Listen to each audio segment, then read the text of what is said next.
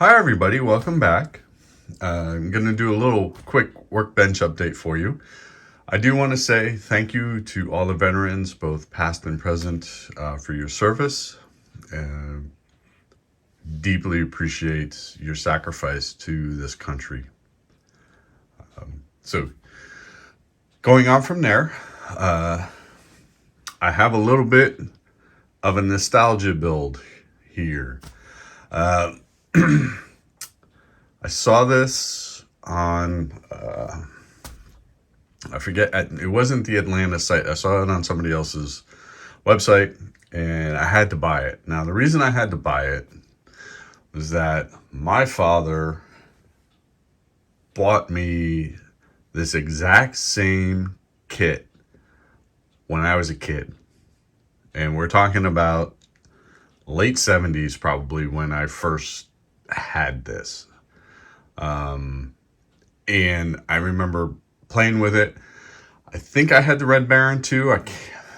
That one's a little fuzzy, but I'm pretty sure I had the Red Baron. And I think there's actually a Red Baron one that Atlantis puts out, so I may get that one eventually.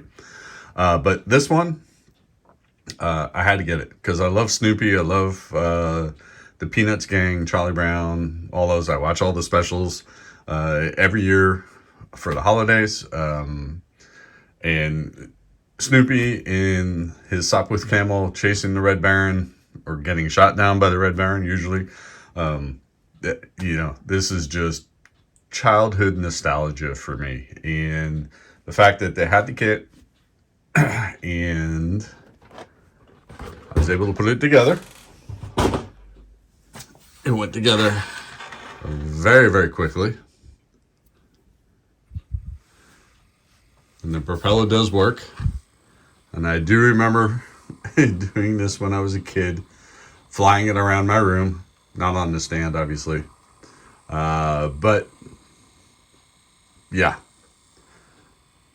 this was fun. It took me about 30 minutes, maybe a little bit longer than that, to put it all together. It's not quite a snap kit.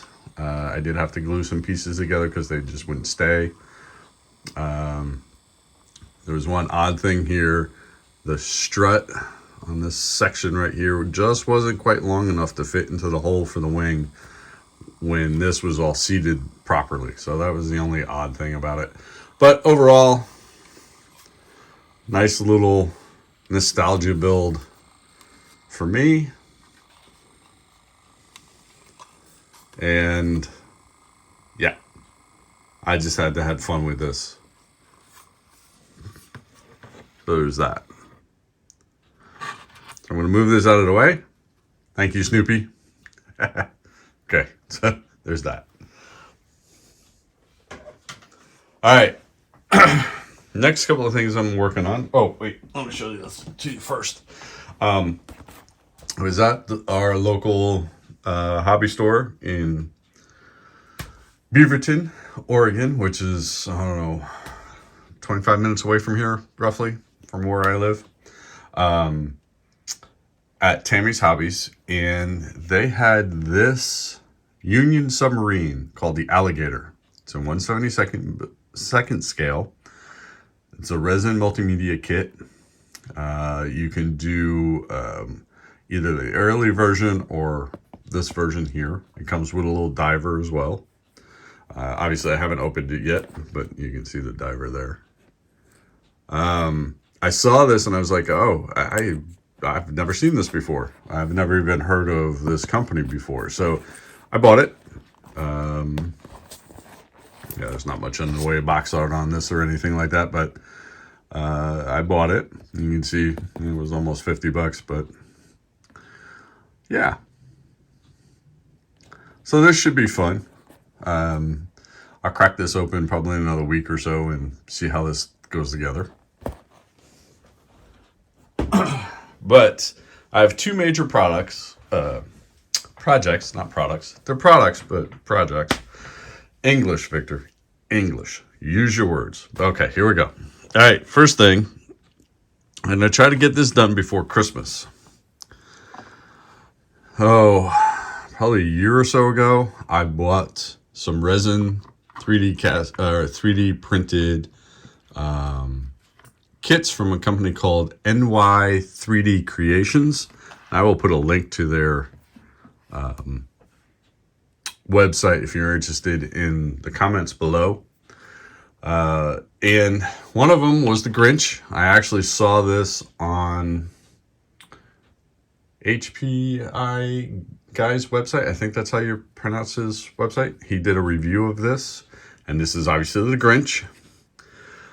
So I've decided I'm going to do it for Christmas and put it up with our Christmas stuff this year. I am a little disappointed with this particular kit and the other one I'm going to show you, and I'll show you why in a minute. First of all, since it's 3D printed, there you can see down in here all the release points, or all the stands, I guess, or whatever you call them for the 3D printing. So most of those had to be snipped off and filed down so that they weren't sticking up like extra sprue. And then I got to fill this hole.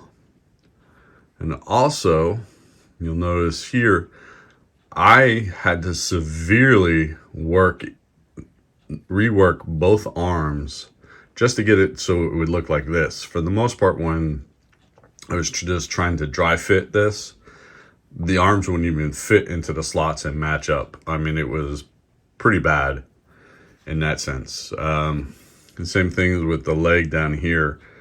This one, I was able to actually file down and make it fit. This one, I could not. Got to the point where there almost wasn't a connecting pin anymore to get this in here. But I'm looking forward to painting this.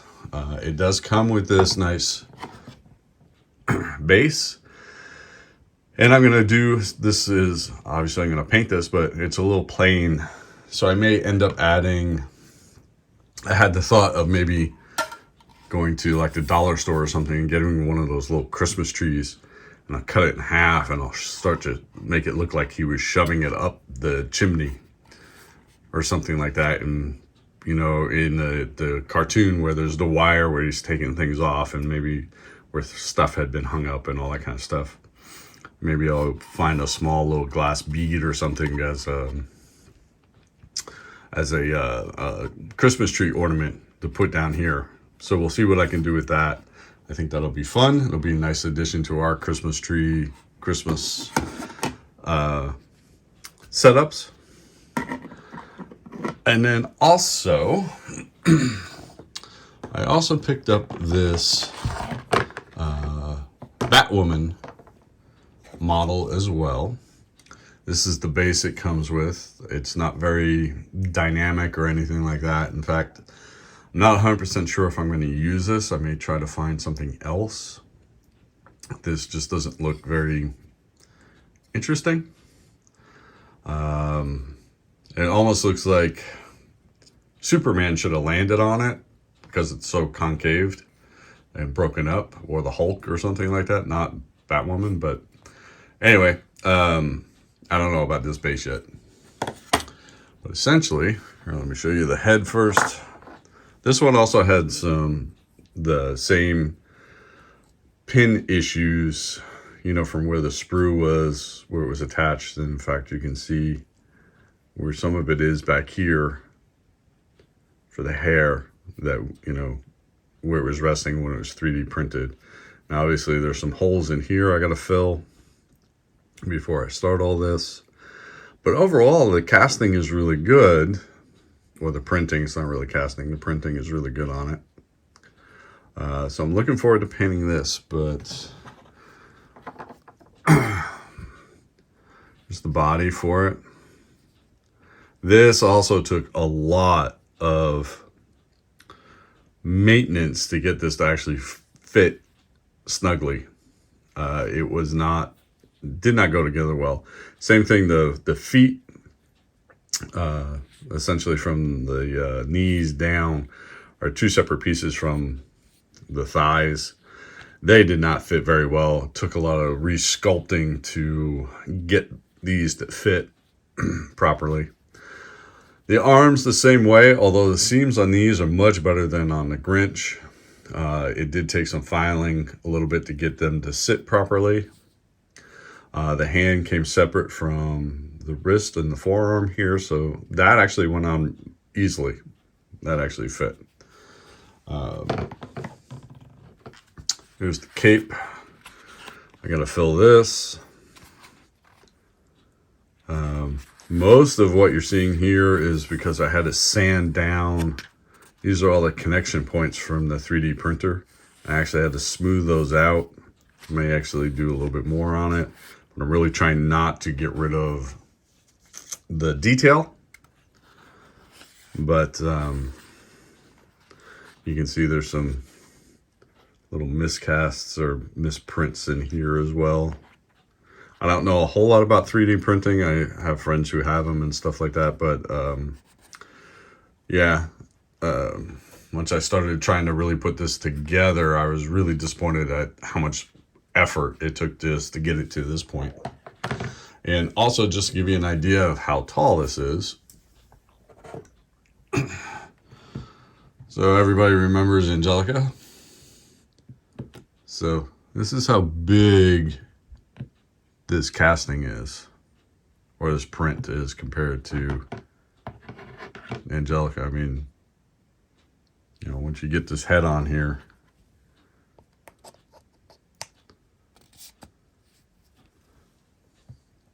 you know, it's good size. So lots of opportunities for detail, all that kind of fun stuff.